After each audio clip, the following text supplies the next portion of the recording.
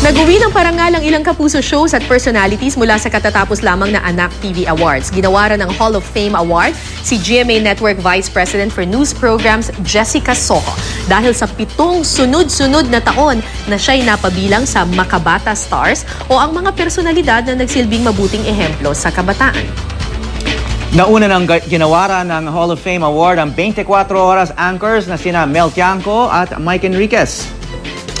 Kabilang din sa Makabata Stars awardees ang aking co-anchor na si Cara David at saksi anchor na si Vicky Morales. Kasama rin sina Eat Bulaga The Barkads, Vic Soto at Ryan Agoncillo at ang primetime king and queen na sina Dingdon Dantes at Marian Rivera. Napabilang din sa mga paboritong programa ang 24 Oras, Kapuso Mo Jessica Soho at Eat Bulaga. Binigyan rin ng Anak TV Seal ang mga sumusunod na programa ng GMA Network. Gayon din ang ilang programa ng GMA News TV dahil sa pagiging child-friendly.